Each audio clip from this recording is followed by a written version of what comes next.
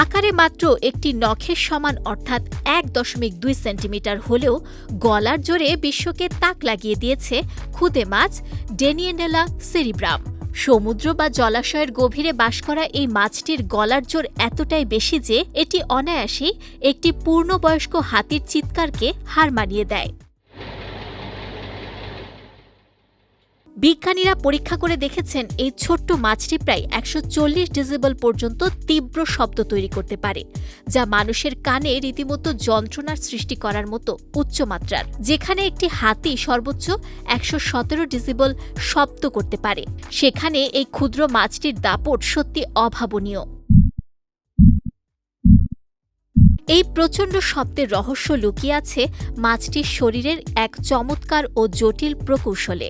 ডেনিয়েনেলা cerebrum তার বিশেষ ধরনের শক্তিশালী পেশি এবং পরিবর্তিত পাঁজরের হাড়কে ব্যবহার করে নিজের বায়ুথলিতে বা ড্রাম সদৃশ একটি কাঠামোতে দ্রুত আঘাত করে। পুরো প্রক্রিয়াটি অনেকটা অতি দ্রুত গতিতে ড্রাম বাজানোর মতো, যার ফলে পানির নিচে তৈরি হয় এক বিশাল কম্পন ও তীব্র আওয়াজ।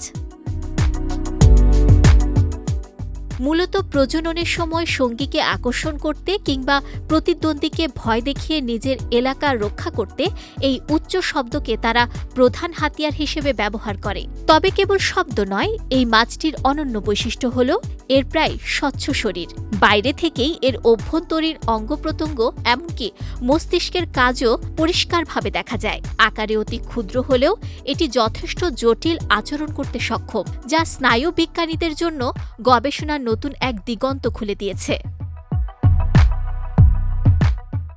জীবন ও প্রকৃতির অদ্ভুত বৈচিত্র্যের এক অনন্য উদাহরণ এই মাছটি, যা প্রমাণ করে যে শক্তির প্রকাশ কেবল দেহের বিশালত্বের উপর নির্ভর করে না, বরং কৌশলী গঠনই আসল শক্তি।